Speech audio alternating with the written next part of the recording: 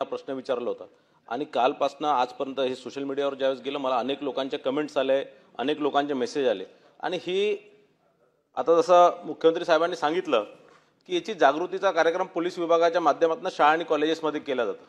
पण आपल्याला माहित आहे की शाळेकरी विद्यार्थी असतील किंवा कॉलेजमधले विद्यार्थी असतील, या लोकांना कोणती गोष्ट चांगली सांगितली तर लवकर जात नाही, पण एखादी गोष्ट खराब असली तर ती लवकर जाते. आणि याचा सगळ्यात मोठा सोर्स जर कोणतं असणार या जाता याचा प्रसार जो ड्रग्सचा किंवा एमडीचा जो प्रसार करून राहिला, हे सगळ्यात मोठं जर याचा कोणतं सोर्स असणार तर ते आजकालचे सिनेमा आहेत, वेब सिरीज आहेत. आणि मोठ्या प्रमाणात जसं साहेबांनी सांगितलं, जसं मुख्यमंत्री साहेबांनी सांगितलं की इन्स्टाच्या माध्यमातून याची विक्री होते, इन्स्टामध्ये याचे रील्स तयार होतात. पण त्याच्यापेक्षा सगळ्यात मोठं वेब सिरीज आज जर मी 50 असे पिक्चर सांगू शकणार की ज्याच्यामध्ये या सगळ्या ड्रग्स घेणं, एमडी घेणं याला ग्लोरिफाय केलेलं आहे. कसं घेतात याचे ट्रेनिंग सेंटर्स आजकाल वेब सिरीज झालेलं आहे, पिक्चर झालेलं आहे. तुम्ही एखाद्या 4थी 5वीच्या मुलाला सांगा की ते स्मॅक कसे घेतात, त्या पावडरच्या लाईनी कसे करतात, ते आपल्या टॅल्कम पावडर काढून ते काढणे त्याच्या लाईनी तयार करून ते दाखवतात. म्हणजे हसायची गोष्ट आहे पण ही सिरियस गोष्ट आहे. म्हणजे मी तुम्हाला माझ्याच परिवारातलं एक उदाहरण सांगतो की त्याला सांगितलं कसं अशी गंमत म्हणून ते खेळत होते आणि टॅल्कम पावडर टाकून तो लाईन तयार करत होता.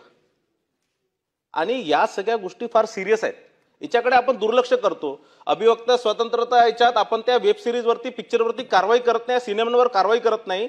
पण ज्या सिनेमांमध्ये या प्रकारच्या विषयांवर, ड्रग्सवर, दारूवर, याच्यावर ज्यावेळेस या सगळ्या प्रकारचं ग्लोरिफाय केलं जातं, ते बघतात हिरो कसा ड्रग्स घेतो, हिरो कसा ड्रग्स घेतल्याने जास्त त्याला एनर्जी येते. आपण जर सगळ्या बाहेरच्या चर्चा जर ऐकले तर हे जे फिल्म स्टार किंवा हे जे यांच्यामध्ये इतकी एनर्जी काय तर हे ड्रग्स घेतात असं विद्यार्थ्यांमध्ये, मुलांमध्ये या चर्चा आहेत. आणि म्हणून कुठेतरी या सगळ्या हे जे ग्लोरिफिकेशन कुठेतरी बंद झाले पाहिजे. याचं सगळं जे पिक्चरायझेशन जे होत आहे, याच्यात जे पिक्चरांमध्ये दाखवत आहे, वेब सिरीजमध्ये दाखवत आहे, हे कुठेतरी 100% याच्यावर अंकुश आणलं पाहिजे. आणि माझा हाच प्रश्न आहे की आपण या सगळ्या या प्रकारच्या वेब सिरीजवर, या प्रकारच्या सिनेमांवर आपण अंकुश आणणार काय? सन्मान्य सदस्यांनी जो मुद्दा या ठिकाणी उपस्थित केलेला आहे तो योग्य मुद्दा आहे. आणि हे खरं आहे की अशा प्रकारचं ग्लोरिफिकेशन हे मोठ्या प्रमाणात त्या ठिकाणी होतं. आणि अलीकडच्या आपल्या युवकांच्या भाषेत ज्याला आपण म्हणतो की इट इज कूल, तर हे कूल आहे असं त्यांना वाटतं आणि व्हेरी कूल आहे असं वाटतं. आणि त्यातनं या अडचणी तयार झालेल्या आहेत.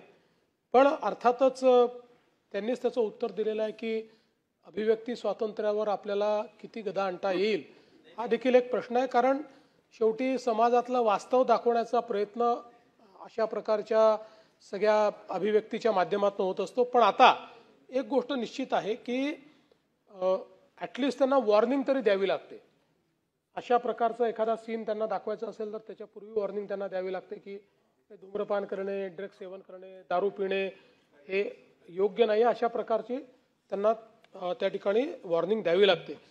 मात्र आज ऑफ हँड या ठिकाणी याच्यावर काय आपल्याला उपाय करता येईल हे सांगता येणार नाही. पण मी सांस्कृतिक कार्य विभाग आणि आपला DGIPR या दोघांना सांगून आपल्याला या OTT प्लॅटफॉर्मशी किंवा अशा प्रकारचे जे काही त्या ठिकाणी वेब सिरीज आहेत त्यांच्याशी बोलून आणि काही त्यांना जाणीव जागृतीच्या दृष्टीनं अधिक करता येईल का. आणि मला असं वाटतं आपण त्यांना रीच आउट केलं तर तेही आपल्याला रिस्पॉन्ड करतील, कारण तेही या समाजाचे भाग आहेत. त्यामुळे तशा प्रकारे काही त्यांच्याकडनं जाणीव जागृतीचं काम करता येईल का असा प्रयत्न आम्ही करू.